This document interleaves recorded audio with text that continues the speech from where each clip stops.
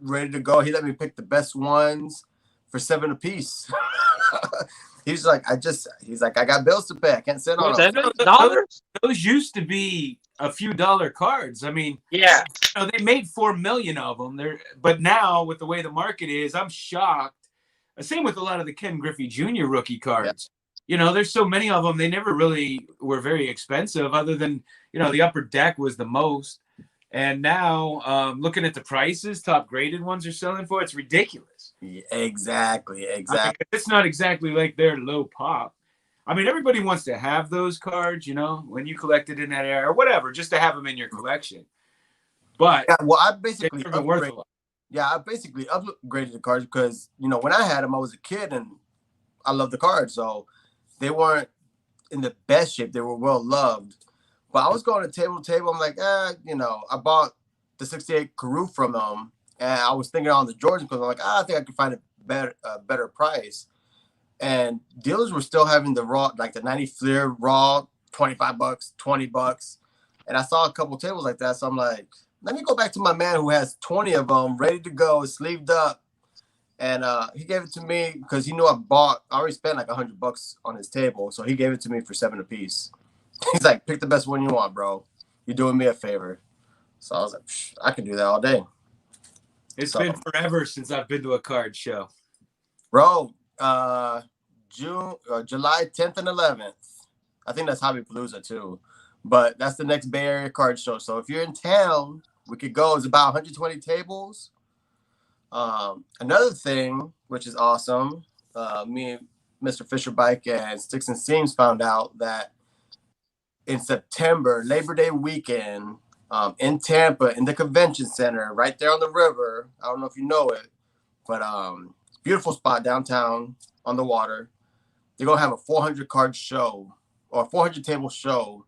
Let's say 400 cards. That's not a lot. 400 tables. 400 tables, but they're also gonna have other things like comic books and stuff like that, Pokemon. But 400 tables worth of sports cards. I might have to take a trip for that. Yeah, Heck, Pepino has more than 400 cards in his shot there behind him. I was gonna say, well, I'm sorry. These are just Guerrero Juniors I was going through. Hey, so we're talking about card shows right now, and I've been hearing like a lot of people say, or just in videos in general, it seems like they're kind of being oversaturated with modern basketball. Like that's what you find the most right now is what people are saying. Like the the new guys. I was watching a video and I saw a comment where somebody said like it's a damn shame nowadays a horrible basketball player like Tyler Hero, his rookie is worth more than Wayne Gretzky, the greatest of all time hockey player rookie card. I've been saying that for months. That's a damn Zion is like going for $20K, and you got studs like KG, Tim Duncan, Dirk Nowitzki. It's not even the junk era. They're in the late 90s. Even Kobe. Kobe still, in my opinion, is undervalued in the hobby. I mean, he had a spike after his death. But, I mean, his top flagship Raw is like, what, $500 card, $600 card? Yeah, people are spending more who might be the next Kobe than on the actual Kobe, Bananas. Yeah, I mean, that's what happens when you have new cards sell for $3 million and it hits the media. I've seen a little bit of a turn where, there are a lot of collectors that don't want old cards. And, of course, a lot of these collectors, a lot of these people that are trying to make money at cards, they're not necessarily fans of any game. They don't fans of the history. They probably don't even know who a lot of these older players are, quite honestly. Well, I was watching, some of the influencers, and they were all talking about the NBA playoffs and who they're betting on. And, before the playoffs, no one was really on Trae Young, but then they started hoarding their Trae Youngs because he was going against the Knicks, and they figured he was going to beat the Knicks, of course. And, of course, there was a little uptick in Trae Young's when he went to the second round. I mean, the guy's a stud, but again, he's no D-Wade. he's not. Even D Wade stuff is underappreciated. Yeah. So I think this is where we're at in the hobby, though. It's almost like it's fantasy speculation. football, or fantasy football, or sports betting. This is the kind of analysis that is going on minute to minute, game to game.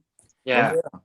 Oh, he just had like Luka. Luka just had a triple double, and then they throw his card out for another $100 more than it was last week. But if there's a guy out there who's going to pay it, I mean, then there's the new comp. I was just gonna say that. There's always all you need is one. That's it. That's all you need. You just need one guy. Yep. So, but the vibe was different. I went to a show a couple months ago, and it wasn't as fun. You know, a lot of dealers weren't willing to negotiate. They were steadfast on their price, and I hardly ever pay sticker. Unless it's a Clemente I need, I don't pay sticker. I mean, that's why I like going yard sales and flea markets. The sticker price is a suggestion. I like doing the dance. And a couple of months ago was the first time I walked out of the show with money. It wasn't a lot of money, but I still walked out with money, which is always a disappointment. But this Saturday, with hanging out with the fellas, I had a blast. I mean, I was throwing out numbers, and they were accepting them. I'm like, golly, maybe I'm rusty, you know? I mean, but it seemed like people were more willing to negotiate. People were actually conversating. It felt like being in a card shop. People wanted to talk baseball. People wanted to talk whatever, cards. There wasn't like a business transaction all the way. You know how the shit, like the old days, you know, and you start talking about the card and, oh, I've been looking for this card. Oh, yeah, I picked this up and the story is attached to it. That's what it felt like at this last show. It started feeling, you didn't see the 18-year-old with the Pelican briefcase walking around everywhere. Man. Did you critique the corners and the surface, and you get it subgrades? Well, I mean, I always look it over, but you know, if the card speaks to me, it's right. Right now that you said all these kids walking around with the Pelican brief, like I just immediately came with the thought I want to buy a little ugly briefcase at the thrift store or something and buy a Pelican sticker. Just fucking put a Peloton sticker on it.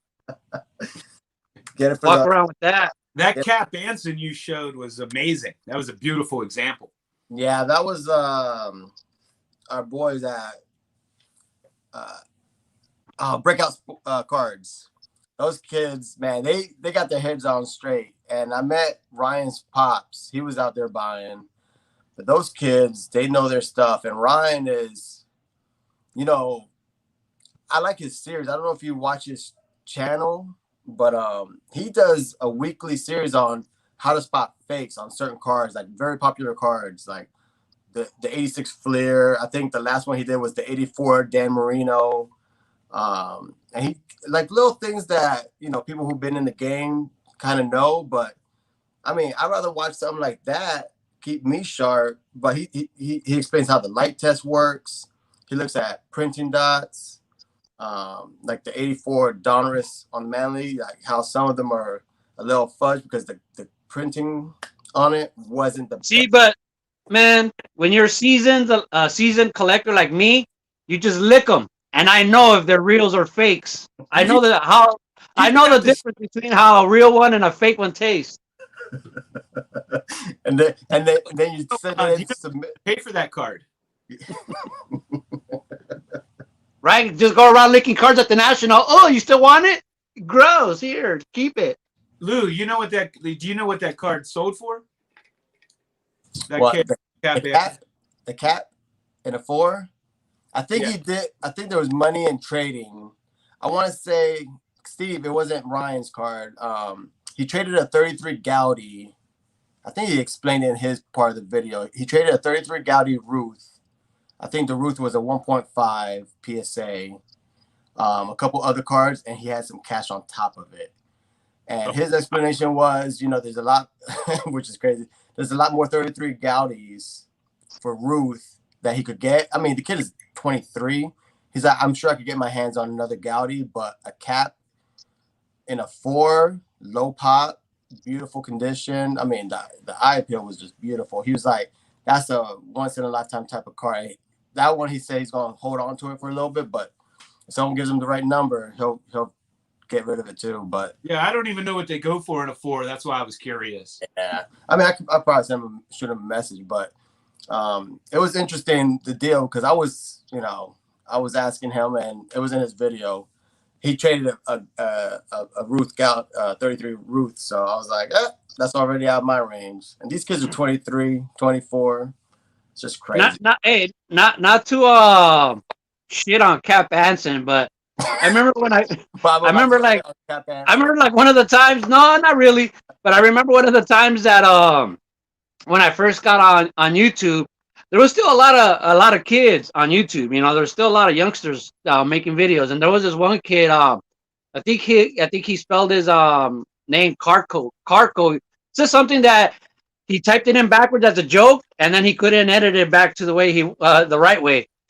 But he made a video called Camp Aston was an asshole, you know, and the kid had just read a book, you know, of somebody that just wrote negative stuff about him. You know what I mean? So that was like the kid's first impression of him and stuff, you know. Like he didn't know that who the hell he was because he's a young kid. He didn't know who Cap Anson was, but he read that book about all negative about him, and you know, so that's all he knows about him. Yeah. I'm gonna try to hook by some of the people asking for that video for that Cap Anson. So let me try to find this out. I'm gonna try to help out. I'm trying to pay attention to the chat this time because we always get into Who's on? Jesse, Think Blue 77, yeah. Retro Fan, Vintage Card Steve. You guys familiar with Vintage Cards, Steve? Yep. Yepers. Absolutely. Yes, sir. We got Elite Hunters in the house. Oh, we got Peeps.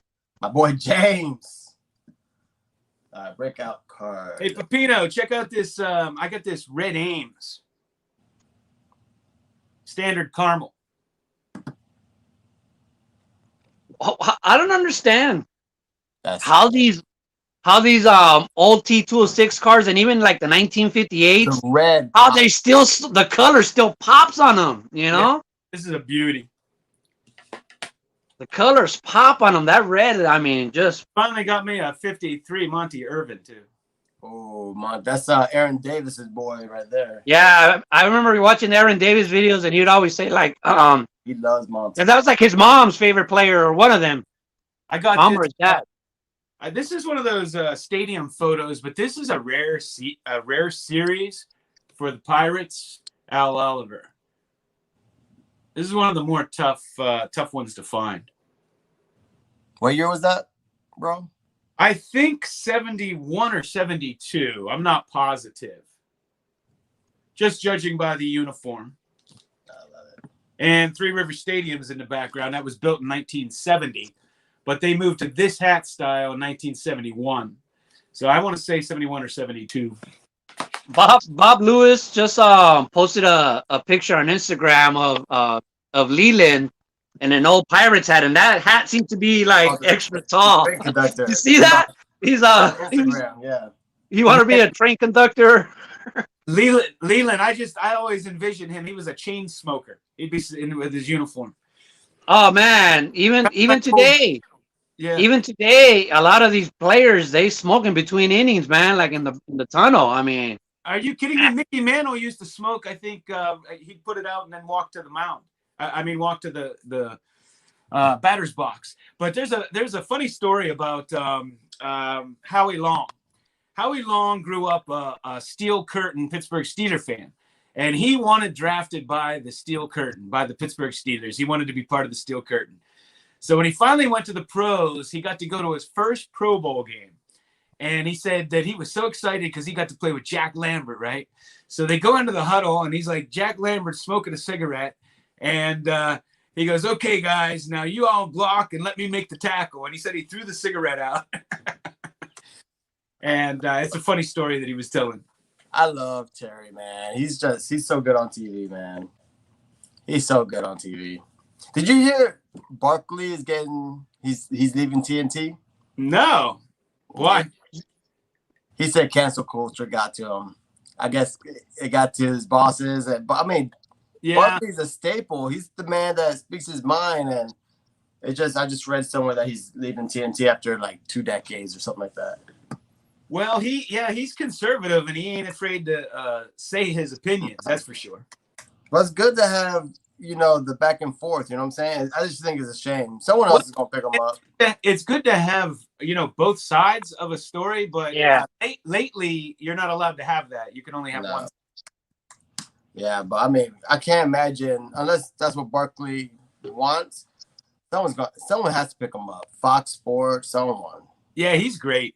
I remember. But him and Shaq are a great combo. Yeah. Shaq's good. He's been when he was playing. Would you have ever thought he would be as kind of as funny as he is, like in the Adam Sandler movies? And he's fun to watch as an analyst. Funny, yes. I didn't think he'd be as good on TV. I didn't think it would translate because I always saw, especially him being in Orlando, being in Florida, you always saw like little clips here and there, how he interacted with the community. He always cracked. He was like a big kid. He still is a big kid. Yeah. But I didn't think it would translate him being on TV. Just like analysts, he made And One shoes, you know what I mean? Because he had a deal with Reebok before or somebody making like $200 shoes that some lady just went up to him.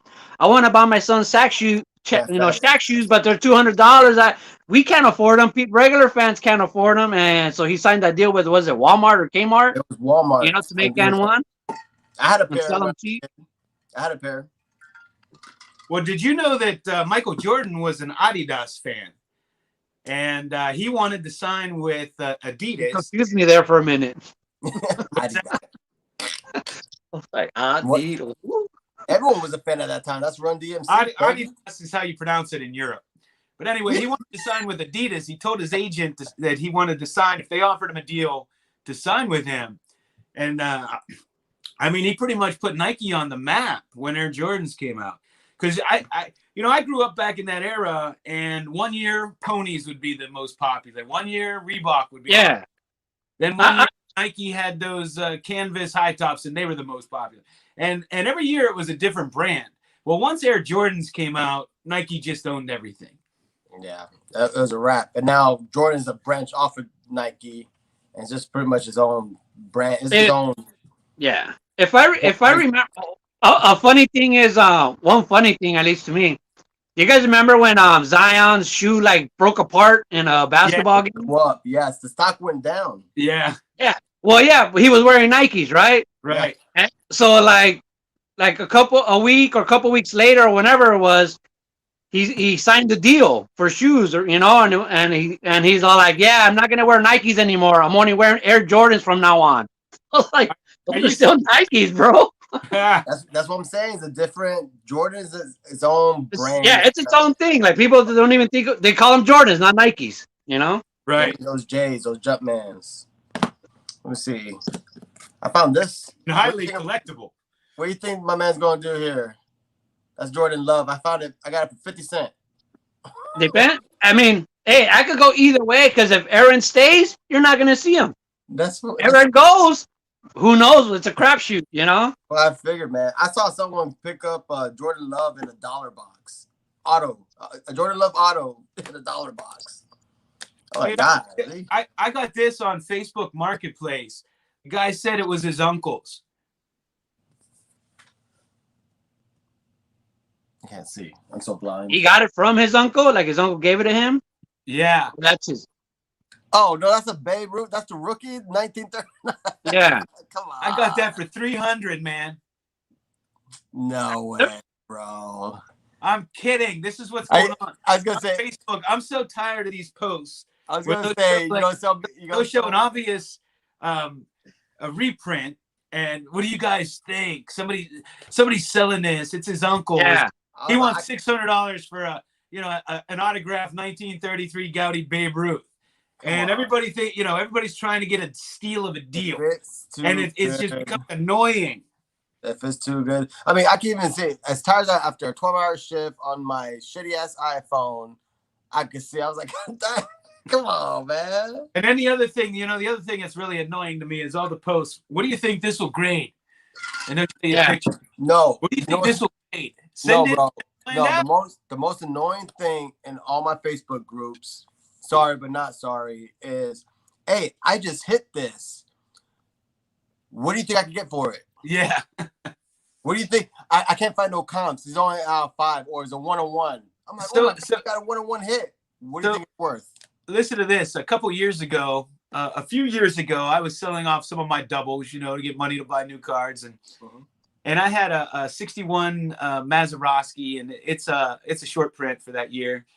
And I just wanted it to go to collectors, so I a fair price I was taking, and I just wanted it to go to people that would appreciate them. So I manage a Pittsburgh Pirates group on Facebook. And do you know that as soon as the guy got my card, posted it on my page for like $10 more? I'm like, why even bother for $10? Why even bother? Damn shame. But, like I message him. I'm like, if you're gonna try to flip my cards, at least don't do it on my own page. That's cold too, bro. That's cold. Some people. Nearman Muses is looking forward to Spider Tack relic cards next year. What's that?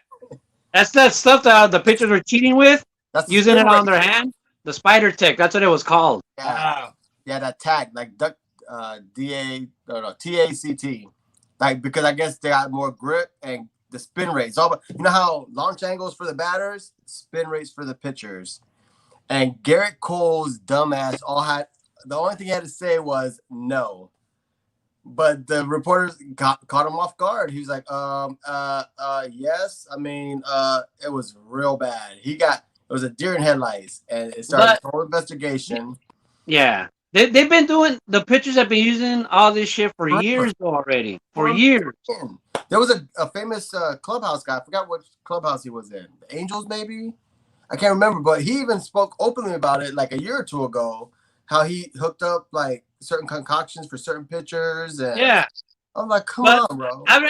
I remember when in the World Series against Boston, the Red Sox had all kinds of fucking different tiki-tack shit, like different concoctions for their pitchers in the bullpen. But the World Series, like, there's like people that go around making sure everything's in check, kind of policing. They saw that, they did not raise a red flag to them. It was cool. I mean, but people back then would say, but I remember players back then would say, like, they'd rather have the pitcher have more control than less control. You know what I mean? And get hit, because now everybody's throwing 100. I remember in that movie, The Naked Gun, they found all kind of stuff, Vaseline, and the file, he had the even the little gun, the drill. Yeah. Electric. What are you guys talking about? Oh, but so now there's rules for this Spider Tack, and pitchers can't even wear sunscreen now, because if they get like the rosin and a little sunscreen, get the mixture and the chalk, they can't use sunscreen.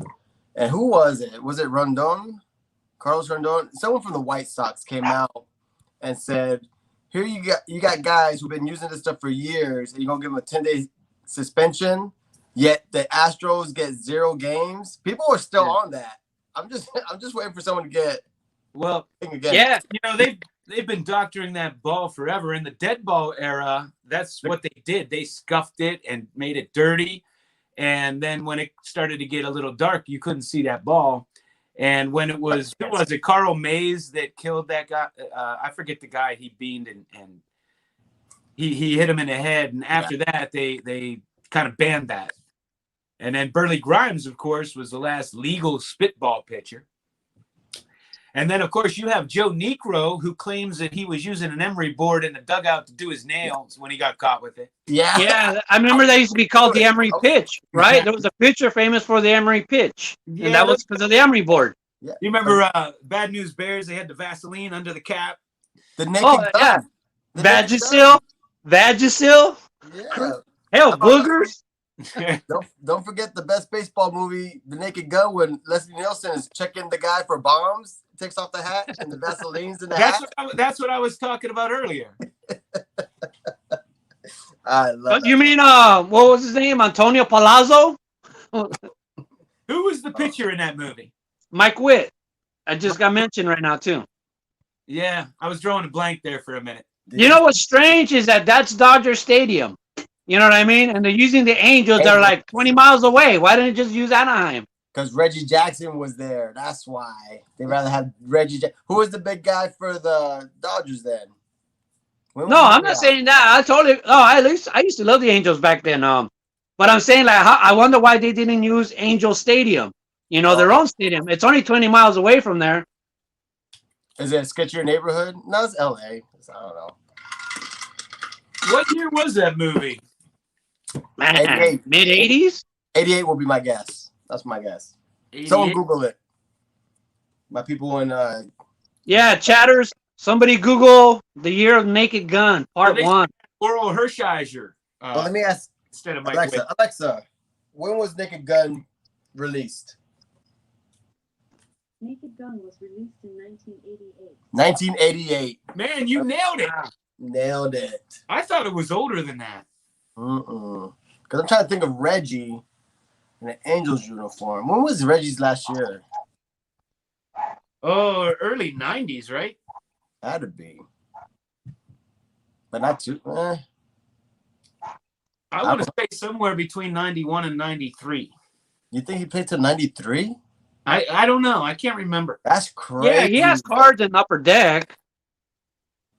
I mean, his rookie year was 69. To play the 90, that's crazy. You know what? It was before that. It was before that. I'm trying to think of when he had cards. He didn't have a card in 90 or 89. 88 might have been his last year. Somebody on here knows. As a Reggie fan.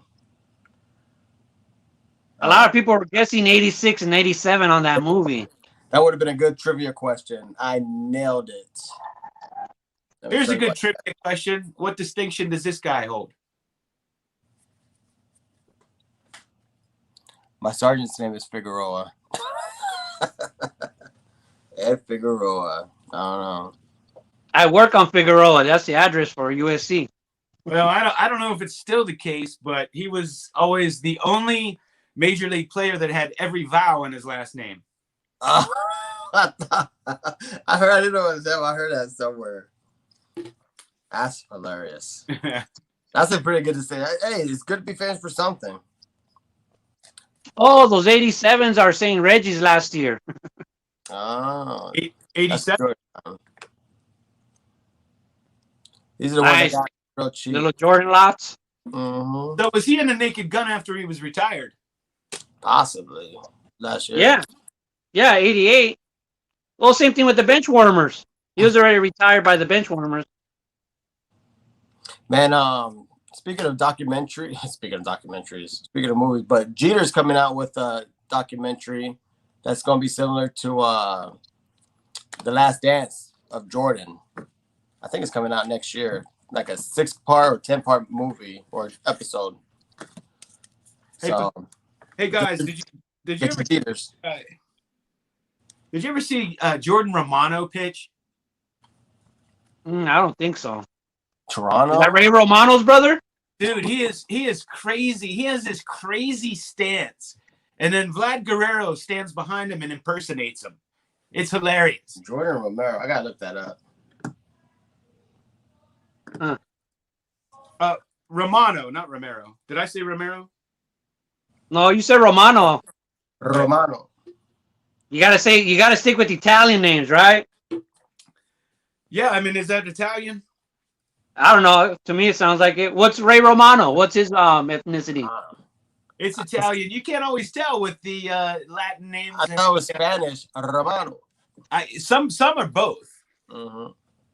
Yeah, Mexicans are Italians too. Their last name ends in a vowel, baby. If it ends in a vowel, it's all right. No pinky ring, you know. Hey, give me some moots. Put some moots on that. Of course, there are a lot of Italians back in the day when there was prejudice against Italians. They would drop the vowel in their last name to sound more American. Did Rocky help? Did Rocky help acceptance for the Italians? 'Cause I wanted to be Italian for a while after I saw Rocky. No, I think the Mafia did. I actually picked up a modern basketball card. It was $5. I figured I couldn't lose. I even heard of this guy. John Morant, everybody was on him. He was like the hottest thing for a while last year. Have you guys seen Kwame Brown's YouTube channel? Oh my gosh, he's been No. going ham on everybody the last 2-3 weeks. His stuff is he's actually he's a smart guy. Yeah, I was gonna say he's actually, high school kid. I didn't think, I thought he was ignorant, but he's actually got some stuff to say. He's conservative too. Yeah, yeah, he is. He's in high school? No, Kwame he Brown- was Jordan's number 1 pick. Draft pick in the early 2000s. And Jordan was on his ass from the beginning. That was his first pick. That was his guy. He tied his. Who else was in that draft? Because they clowned Jordan for picking the wrong one. Yeah, I don't know. They had him. They had who was it? Popeye Jones. Yeah, Popeye. I don't know Popeye. Hey, Richard Hamilton. I actually liked that team. I watched them a lot. And they had who else? On that Washington Bullets team, Wizards team. Yeah, I'm drawing a blank. Ross Strickland was there for a little bit. Ross Strickland, Stackhouse was there. I think Stackhouse was there at that time. There was a young player that started there. He went to the Pistons. Am I thinking of Richard Hamilton? Rip, yeah, probably Rip was there. Oh man, you getting me on my Wizards history. No, it was. I don't think Rip was there. Around that time, I was in Detroit for work with some coworkers, and one of my coworkers scored tickets to the Detroit-Philadelphia playoff game. And so I was pretty pumped to go because growing up in Pittsburgh, I didn't get to go to basketball games. Man, Allen Iverson took about 72 shots and he had 7 points for the game. He couldn't make a thing, but he never stopped shooting. Yeah, my man, I knew Victor Negron would come through.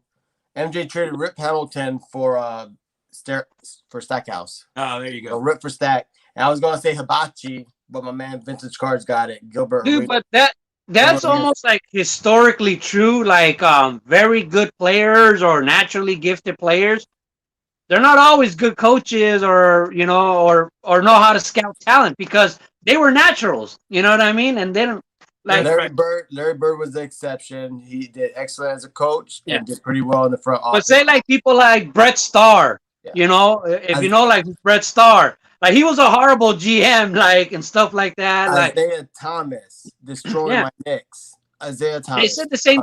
They were saying the same thing with Magic Johnson on the Lakers, because he put like his everything on Lonzo Ball. Like, oh, this is the face of the Lakers. He's going to be like the next best thing, ever. I could not believe he was so highly touted. I just never thought he was going to be much. No, I mean, look at like the fringe players now, like Steve Kerr. I mean, I know he's got loaded with talent, but Steve Kerr, Elton Brand was in the front office and actually did pretty well. He was he was a star, but he wasn't no superstar Hall of Famer. But even like in baseball, people that like they say like say Barry Bonds and even Kobe Bryant, like they would say like they can't teach. You know what I mean? Like they just get pissed off if you don't do it right. You know what I mean? Well, that's the old adage. Like the best coaches, the best teachers are ones who had to work at it. Usually catchers. God given. How can you teach somebody what God gave you? What you learn. You can't teach Michael Jordan. You can't teach somebody how to fly. Yeah, like when Greg Maddux came to the Dodgers and they asked the Dodgers pitching coach Rick Honeycutt at the time, like, so like what are you gonna work on with Greg Maddux? What are you gonna have him do? He's like, I'm not gonna teach this guy anything. He's gonna teach me. You know what I mean? Victor Negron, best hitting coaches were not great, good hitters. It's so true. Yeah, I mean, if you look at like all the best top golf coaches, none of them made it in the as a pro golfer. They were ham and eggers. The top chess coaches, none of them were grandmaster champions. You can say that across the line because you can't just you can tell somebody what you know, but yeah, it's like all these great card investor channels. None of them are billionaires. Yeah, it's like if Mark Zuckerberg told you exactly what he did to start Facebook, could you start No. a company and do what he did? Negative. No, it was perfect storm to make a big company like that. Yeah, I mean, some of it, I always say, like, I invest in stocks, and I like to invest in what I call blessed people. Some of these Like people, Vladimir Guerrero Jr. is killing it now. yeah. Oh. So like, yeah, bless people. So we got Bill of Hall of Fame collector. He's saying was Maguire hitting coach? Yeah, he sucked. Yeah, Players he complained was. about him. He was It come up the egg is lurking. Where's my boy? And was Rosie O'Donnell a workout coach? And what's Danny and Gray's cards talking about? 5 days till we party. Pepino. Oh, my birthday and his birthday are on the same day. Oh, that's what I'm talking about. What you gonna do, bro? What you gonna buy? Nothing. I'm old. What you gonna get? Well, by celebration, what you gonna do? You gonna go to the LCS? You put a little something away to get something I don't big? know, man. I don't know if I should go to the LCS or not because I'm trying to save my money for the national. Oh, that yeah, save your money, man. You need to have a little stack. You got. Well, not only that, like one thing that I learned from the national in the past was like, say I go with $500 and I'm thinking I got $500 to spend on cards. It's like, you know how much of that went away at the bar? The bar, food. And at the restaurants. You know what I mean? Yeah. Like you gotta if you're traveling and you're not familiar, you gotta remember this. You gotta feed and if you're drinking, like a lot of your money's gonna go there. Spam and peanut butter jelly. Spam and peanut butter jelly. I once went to Vegas and spent $7 on food for 7 days. Because they were giving you the free. You were just in the no, they didn't give me any free food. I was at the tables all day and night, and once a day I would go up to. They had a McDonald's and they had $1 cheeseburgers, and I would have one cheeseburger and I'd go back to the tables. And I literally spent $7 that week. Bro, you were a man on a mission. How much money did you win or lose? You were on a mission. You were focused. Yeah, I was rolling on roulette. There was like 7 times I had every one of my colors. It was fun. Really? Bro, Funny story. There was this guy, and he was down there on a bachelor party, or he was getting married. Sorry, he was getting married, and he came down to the table, and he was one of those guys that was just loud, boisterous, like just drunk, and he played number 35 over and over. He put $20 every time for like 2 hours. So finally, he one time married. As soon as he walked away, this is a God's truth. No. As soon as he walked away, I put money on it. I put $5 on that number. So everybody else is looking at me. They're like, you know what? That's not a bad idea, because he couldn't hit it. So everybody else put money there. The damn thing hit. No. And so everybody took their money off, and I left mine on. I took a profit, but I left the money on it. And they're like, you think it hit twice? I said, you never know. So they all put their money back on it. It hit twice. So I left my money on it. Everybody else took their money. They were like, well, it's never going to hit 3 times. That damn thing hit a 3rd time. No way. Oh. It hit 3 times in a row. No way. Wow, that's 3 times. Wow. Dude, what other show is talking about getting a threesome in Vegas? Sick. Yeah, man. But tips, baby. Only on this. Honestly, like what are the mathematical odds on that? Yeah, it's insane. But sometimes people are just unlucky, and he just had that vibe. He couldn't hit anything, and I'm like, as soon as he walks away, that's gonna hit. Because I've been there where I'm on a. He was jinxing it. He was jinxing that number. Yeah, so when I was young, I was down to my last $20 in Atlantic City. And so, of course, Roberto Clemente is my favorite player. Mm-hmm. So I walked over and I'm like, screw it. I'm going to put my last 20 on number 21. So I go there and they're about to spin it. And I have second thoughts and I take it off. because it was $14 to get home in tolls. Do you know the damn thing hit? I would have made $600 and some dollars. Never again. Never again. And at that time, that was a huge amount of money to me. Of course. Man. Vegas was a good time, but I haven't been in a long time. I gotta go back. It's not what it used to be, man. They used to take care of you in Vegas. Now it's just a tourist trap. When was last time you were there? I've been to Vegas several times, but I don't play the tables. I never play the tables, just the slots. And I'll be at those penny machines all day. You know, they used to take care of you, give you drinks, give you meals. I've never gotten that. You know, I'm playing the quarter machines. I've never gotten that service. They don't give you drinks no more? No, they do, but you got to be at the tables. Well, yeah. I mean, No, that's not in the old days. You didn't. No, that's what I'm saying. Not before. I said everybody used to say that. They used to give you packs of cigarettes, cigars. I mean, everything. they Now, wanted you to stay. on the street, everybody's trying to sell you, hustle you this and hustle you that, and it's all bait and switch. Everywhere, it's bait and switch. Give you a coupon or something, then you go in and this isn't good here, or this ended a minute ago, or something like that. This ended a minute ago. Oh, I was highly disappointed last time I went. It's not what it used to be. That sucks. I was thinking about trying to go because flights are cheap. Oh, well. All right, let's see what we've got going on over here. All right, I'm gonna go get another beer real quick. Yeah, go do your thing. So you say you haven't been to a show recently, bro? What's that? You haven't been to a show recently? No, I've been a little burned out from collecting, to be honest. It's been a little depressing the last few days. I don't get any mail, and I usually get mail like every day. So I have just been very eager to buy much. You know, I have a few things, but I just kind of lost my luck. This whole market thing is the way it is. It's discouraging. It is discouraging because it's like, let me just take a step back, let this play out or whatever. You can't even go to Target and buy a pack of cards anymore. It's just ridiculous. Yeah, I had that sentiment in a way a couple months ago because all the stuff I wanted for baseball were just stupid expensive, like a Gibson or Koufax, a Jackie.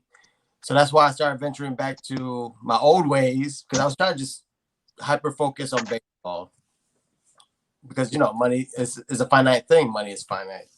So I started going to football. That's when I started picking up like the Montana rookie and focusing on 90s bat, like the stuff I grew up on.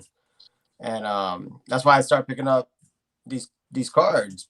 And now this last show was very encouraging because prices were down. They weren't crazy. And like I said, it was just, everyone was there. The vibe was just different from the previous couple shows I went to. But a lot of people are afraid of the vibe at the convention. You know what I mean? I like to watch all types of videos, you know what I mean? And I'm not necessarily fans of every type, but I like to see like what they say, what, you know, their opinions are. I'm just saying. Say like a lot of the investor channels are like, a lot of them are kind of saying the convention is going to be like the same old dealers, old ass people, mostly vintage, you know, like not, there's been a lot of people that are saying, advising like, don't go to the National, it's going to suck, you know? And I'm like, what the hell are you guys talking about? Well, why, you know what I mean? Why is it going to suck? Because you can't make a big profit, because everybody's going to be selling high. The market's starting to go down. So their whole basis on their opinion is all on making money. Yeah. They're talking about on a lot of those videos. I just commented is like, I'm not going to the National to make money. I know for a fact I'm losing money on this. It's you know, it's like I'm investing. I'm going to. I want to go look at all these pieces of history, the memorabilia they have there, like everything else. Like I just want to see these cards in person. You know what I mean? Yeah, it's like a museum. It's like a museum, man. But you could actually not buy anything and have a really great time. See exactly. You've seen before, meet people you never met before, and just experience it. You know. Yeah, but you said you enjoy the history of the game, just the history of the cards, the art of the cards. This because the history for them is LeBron. LeBron's the GOAT. I mean, Yeah. that's 01. That's not even 20 years ago. Well, I guess 20 years now. It's 21. Yeah, But a lot of people, in Los Angeles, they got on Jeannie Buss, the owner of the Lakers, because they asked her who are the top 5 Lakers of all time, and like one of the first ones she said was LeBron. You know what I mean? Everybody's like, he's been on the team for like 2 years. and he You know won what I a mean? bubble year when they only played 50 games that year, whatever it was. Yeah. They played full So season. like a lot of like old school Laker fans are like pissed at her and like talking all this madness, but like one radio guy on the radio says like, well, she's the owner. The Lakers are going through a tough time. She got him. They won a championship. So of course that's her favorite player. You know what I mean? Because it saved her. Right now. It saved her. Well, she's got to be politically correct. I mean, she can't not say it, I guess. But no player that's played for 2 years is going to be one of the all-time greatest on that. Yeah, team. but if Jenny came out and didn't say his name, that cat's so soft he would have cried and tried to go to another team. That cat soft as tissue paper. I mean, right now he would have flopped on the spot as soon as he read that. I mean, off the top of my head, it's Kobe, Shaq, Kareem, Magic, and James Worthy. What about Wilt Chamberlain? And there's so many. Oh yeah, well. What about Norm Nixon? Or there's so many great players. Jerry West. Jerry West, and people were even saying that Pat Riley. Even Pat Riley or damn it, what's his Green, name? the oldest AC version Green. of all How time. about Connie Hawkins? I know the dance, the Connie Hawkins dance. No, Connie Hawkins. I mean, he was banned from the NBA for years, but when he finally got his chance, he was very old, but still a good player. Why was he banned? Supposedly shaving points in college, or he was accused of that, and he wrote a book called Foul Out. I did not know that. Yeah, and he played for the ABA, and he actually won the championship with the Pittsburgh. I think they were the Condors at the time, and he was a superstar in that league. And I watched that whole game. I think it was 1968, and he went up against a shooting guard named Larry Brown.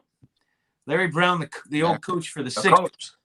Yeah, and man, he had a great outside shot. So those two went at it. He played. I forget what the other team was, but I watched the whole thing on ESPN Classic one night. It was a great game. It was like 132 to 126 or something.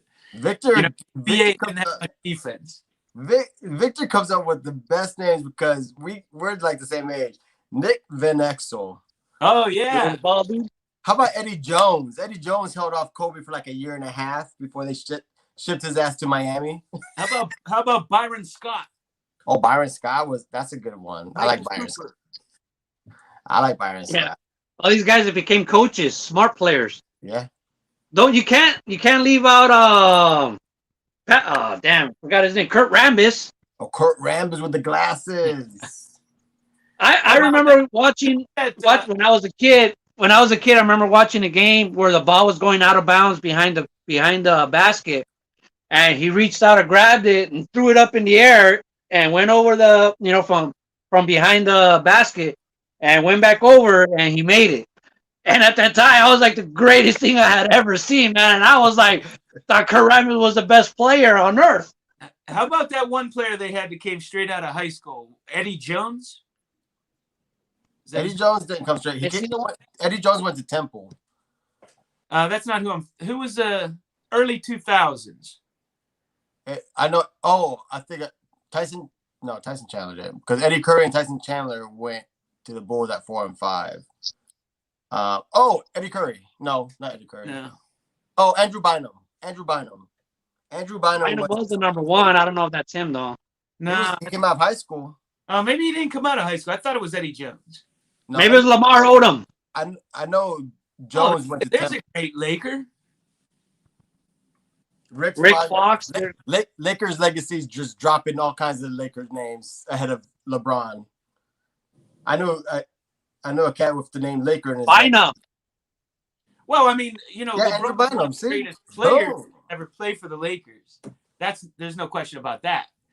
But is he one of the greatest Lakers of all time? That's the question. No. I mean, they won a lot of championships and It's just had a lot of great years. yeah, it's like saying if Michael Jordan went and played for the Lakers for 1 year, is he considered the greatest Laker ever? No, Right. not Laker.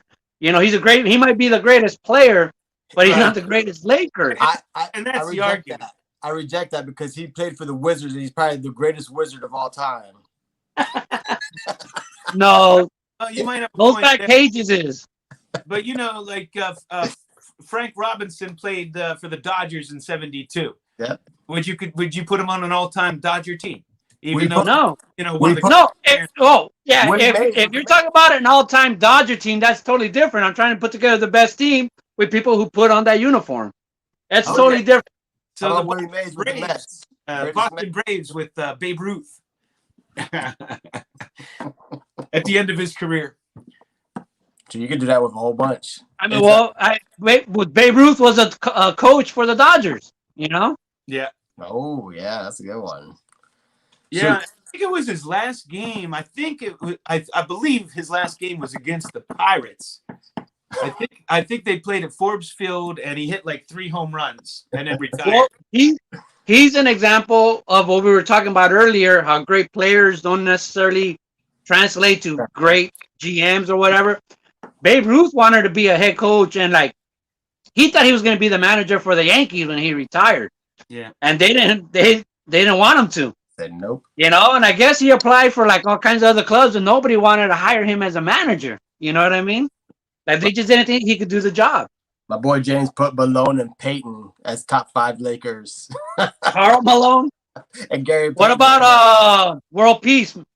Oh, Meta. Yeah, man. World Peace. Or what was that? What's his name? World Be Free or something? Oh, World Be Free. He played for but that was a dope jersey. Hey, Pepito, who's that old baseball player from the tobacco era called 10 Million or something? 10 million. I don't know. That's over Ted my DiBiase?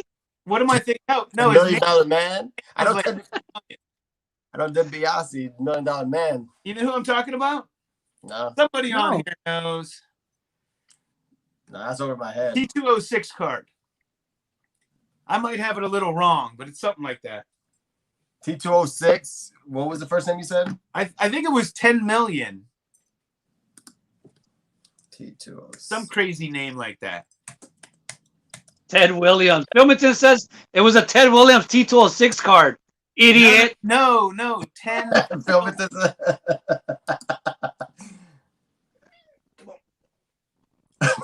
No one knows who Ted Williams is. I'm trying to look it up right now. Yeah, 10 million. Oh, the guys flipping Mosaic, they don't know Ted Williams. Let me see. Robert Ory. Hey, Oh, you know Big how a Shot lot of Rob. people. What about how a lot of people like to say they try to put the argument whoever has the most rings is the GOAT. You know, Robert Ory. You know, would you consider him the GOAT? Well, before Brady, there was Charles Haley. He had 5. No, you don't. Well, consider- you can look at backup players on the Yankees when Mantle played who have 9 rings, and you never Nope. heard. Yeah, So if that's Well- if that's what makes you great, then I don't know. but no. Yeah, but like Big Shot I don't know. He had some critical hits. He was big when it counted the most. He's in there in history as probably the greatest 6th man of all time. The guy I think he has a legitimate argument for the Hall. I don't know if he should be in it, but there's an argument. And the only T206 is Ted Easterly that I can find. Is that not it? No, I think it's 10 million. Somebody said 10 million. I'll have to look it up. I'll let you know. Somebody on here knows what I'm talking about. Where's the T206 collectors? Not me. I don't have my pre-war knowledge is not good. Here's my argument in baseball against championships. I think baseball is the least sport where one person makes a Yeah. difference. Like That used to always be the case. Tom That used to be always be the case. Right. Tom Brady won Super Bowls with, not such great teams. And if you look at basketball, like, MJ and LeBron basically won a couple championships himself. And but you look at baseball, you can have the greatest lineup in the world. If you don't have pitching, you're done, Yeah. and vice versa. You can have, like, the Pittsburgh Pirates lost 3 championships in a row. To go to the World Series. You can say the same thing in hockey. They didn't have any closers. If your goalie's hot, Even though they had good Yeah. starting pitching and they had great bats, they didn't have any closers and they could never hold a lead. And you need the complete team in baseball. You just Yeah. have to have it. You have to have pitching, hitting, and closers, everything. and So firing all at the same time. I It has mean, you to would be firing all at the same time. these Yankees teams that win all these championships, they have, my God, they have like 7 starting all-stars. You know what I mean? Like, they're so many stars on the teams. But the same could be said about hockey. I mean, if you have a goalie who's just standing on its head, blocking everything, I mean, that team is usually in the finals. Yeah, well, hockey's a perfect example of how a player can make a difference. One guy can make a Yeah. difference. Look what happened to Edmonton when Gretzky came. How many Stanley Cups did they win? Exactly. Look at what happened to Pittsburgh. Pittsburgh was the worst hockey team on the planet until Mario Lemieux came, and then they won 2, and then they were terrible again until Sidney Crosby came. Superstars can make a difference in hockey. Yeah. Damn, they said Mangini making the case for Jeter. Jeter only won because he was on great teams. Well, I mean, I don't know. Would he have won with the A's? No. Like, is that part of Ask his Miguel Tejada. is all of those rings? But come on, I mean, they bought those teams. There was so much talent on them.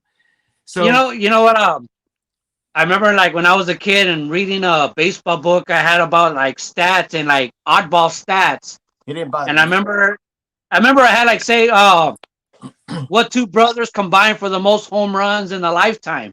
You know what I mean? It was like Hank Aaron and his brother. Like, Hank Aaron and his brother had, like, I was going to say 16 home runs in his career or something like that, you know?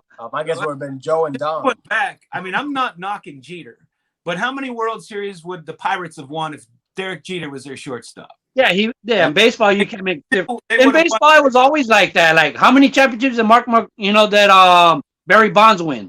You know? the Pirates still would have won none with Derek Jeter. In Jeter's defense, his first 3 championships were not bought. That's all homegrown talent. That's when, you have Posada, Williams, Paulie O'Neill wasn't homegrown, but, these weren't like high-paid superstars. That wasn't until later on when they started buying A-Rod and every damn pitcher, Kevin Brown and all that. They The first paid couple was paid homegrown. A-Rod more than the entire Pittsburgh Pirate team. You and your Pirates.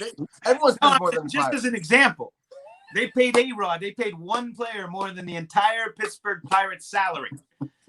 So of course they're going to win championships. That's what I'm saying. Look at the damn Rays. They're bound to run into one championship. I don't know what they do down here, but these damn Rays just keep on clicking. And Glasnow is down, and they still going to keep on. They're going to bring up Franco. Wander Franco is going to be. Is he finally coming up? Are his rookie cards still, like, out of the moon? Are they more than Dogecoin still? his stuff is still high, but the thing is, with the Rays, they've always operated. I forgot the date. They say it all the time on the radio because they want to bring them up. But I think it's after, like, the All-Star game, July, I can't remember. Oh, yeah. It's basically to have that extra year of control. Yeah, save money. They always operated like that. I think they've done that to I think they did that to Mike Trout. That's why a lot of these players have that extra rookie card. You know what I mean? Like in the update instead of the beginning of the year. Because they do that to so many good players who save money. The thing with the Rays, they don't want to do what the Braves did with Acuna, even though when the Braves signed Acuna to $100 million for 7 years in his second year, people were like, "What?" Now that looks like a deal when you see Tatis's deal. Yeah.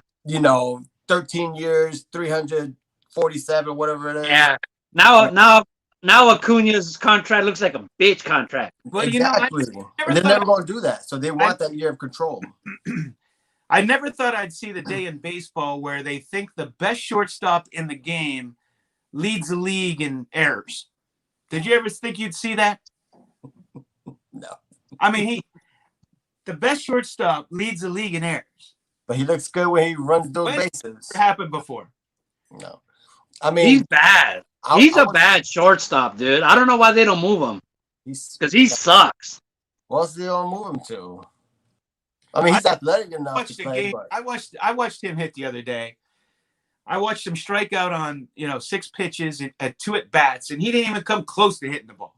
Not even close. He's just guessing. And I don't get to watch him much. And then I watch it, and then he makes an error, and I'm like, what is the hype with this guy? He's got 20 home runs. Because if you didn't watch him a lot, I'm not saying he's not good. I'm just saying that little snippet I watched, you would never believe that he's a superstar.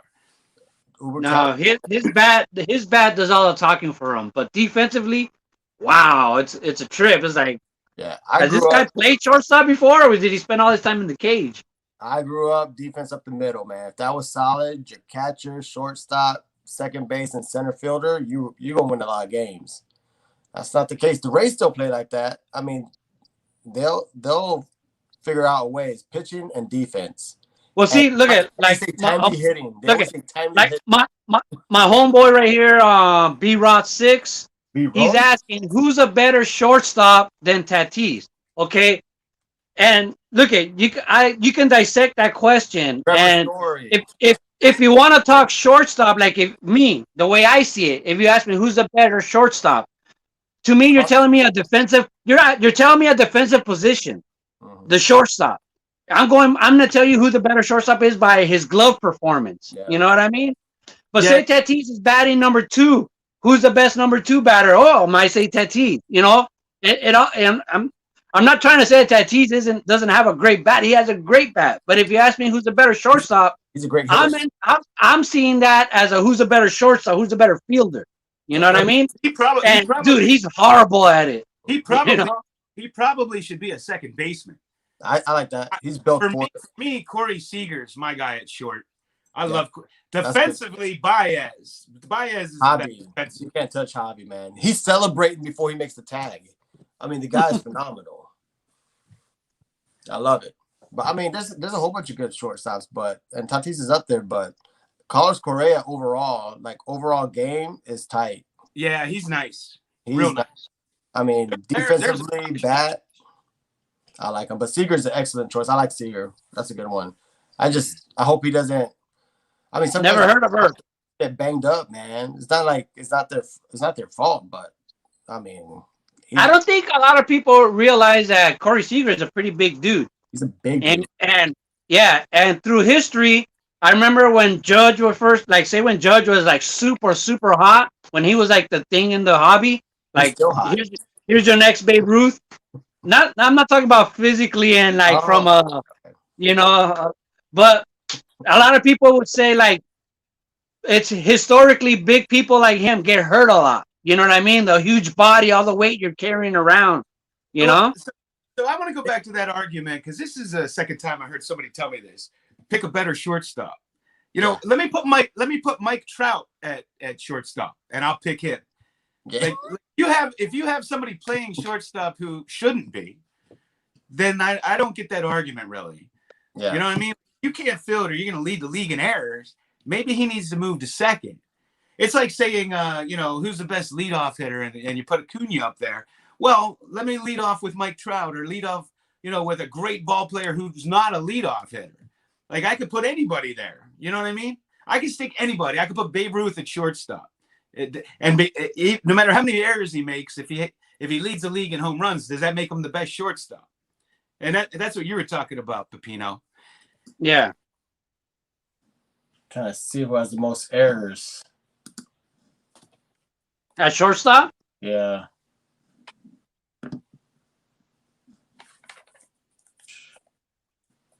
But you're correct in that. I mean, your shortstop is supposed to be the defensive stalwart, It's supposed to be holding it down. He's not leading at shortstop. He's leading the whole league, isn't he? That's what I wanted to look up. He was. What's taking you so long? I'm stuck with technology, bro. You got that Florida Google? Oh no, I got that good high speed. It's just I type like this. I type like an old man, bro. I suck. As of I think it was a week ago. I think it was a week ago. He was leading the whole league. Mm-hmm. Yeah, I had Tatis. I think Tatis had 15 errors. Errors committed, he has 15. It's crazy. And consider all the games he's been out. That's true. I was gonna say we're only 60 games in. But he had a lot. Didn't he have a lot of errors last year too? I'm not sure. Yeah, he's just not a good defensive shortstop. Yeah, first Great bat. I'm just saying he's not the. When he played the Dodgers, I seen him make like so many bad throws and bad choices. I was like, the hell, in such a short span. Yeah, I was gonna say first baseman. There's like 3 people tied with 5 errors at first base.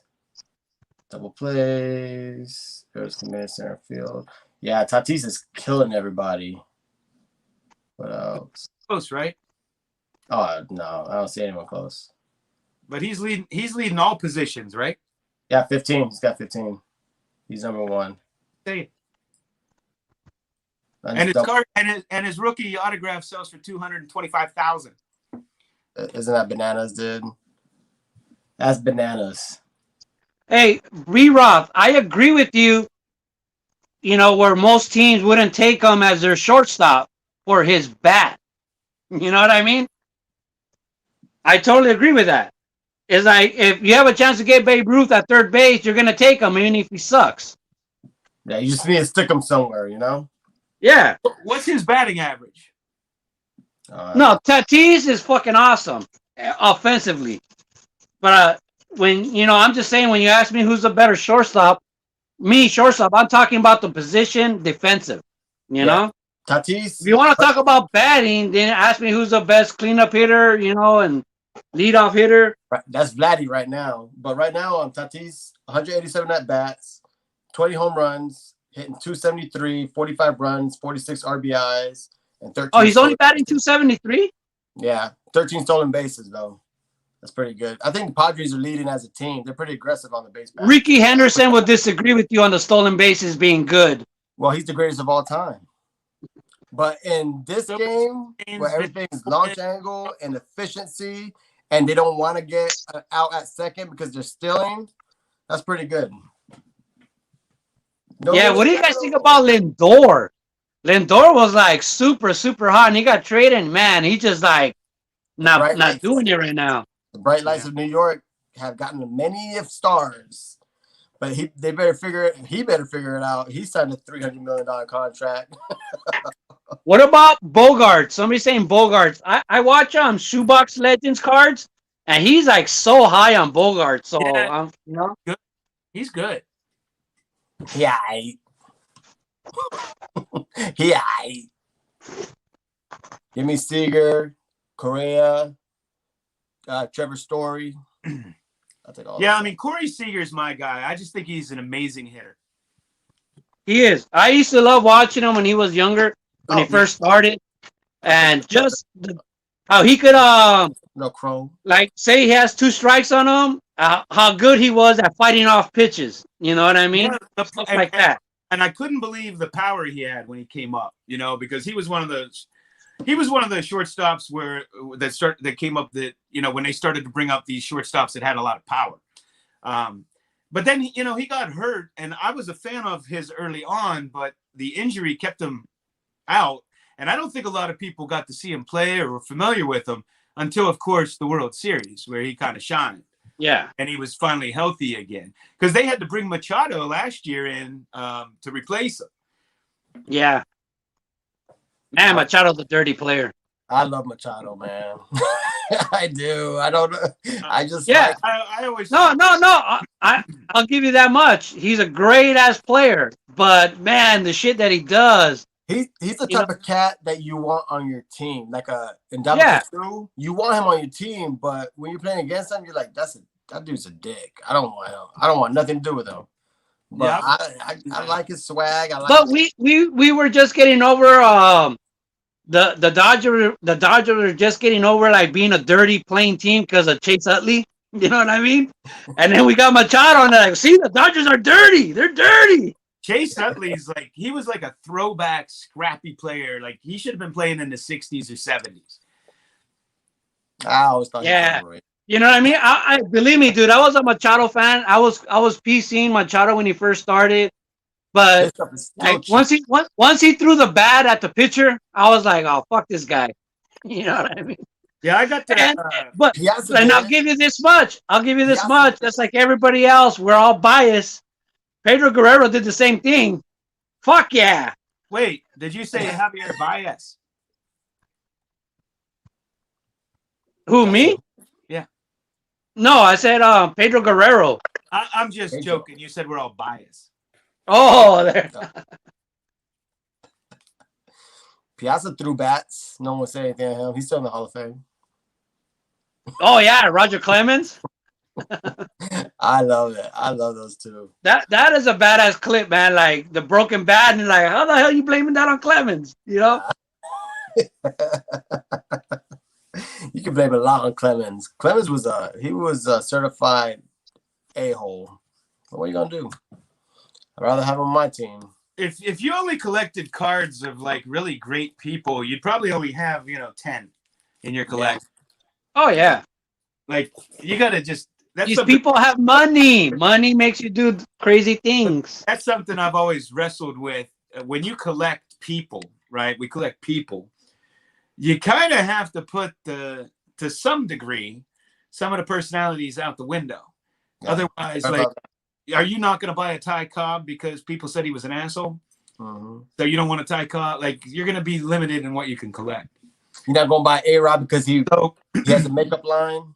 Well, I mean, the thing is you have to kind of look at them as a character, and more so than entertainer. Yeah.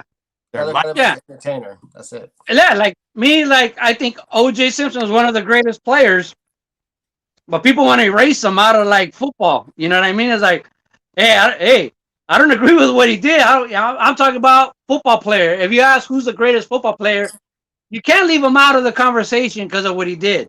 I'm talking about just football. You know what I mean? And he's not going to tell you he's the greatest human being. You know what I mean? But he is the only player to ever rush for 2,000 yards in a 14-game season. Yeah. Same thing with Babe Ruth, like same thing with argument with Babe Ruth. He hit his home runs in a shorter season, Yeah. And longer. Was it 54 games? Played 6 years in the dead ball era. Yeah. I mean, imagine if these guys today played 54 games, 154. Dead ball era. They wouldn't come anywhere near 700. No, not only that, is like I always think about, like me being a groundskeeper, I always think about how much better. And like nowadays, you don't see like no bad hops. It's very rare. Right. When back in my days, like when I was a kid, I remember like bad hops made the game exciting. That's how Ozzie Smith made his like barehanded catch. Wait a second. You know what I mean? When he was diving. Wait a second. So you're saying Tatis made 15 errors on a perfect field with no bad hops?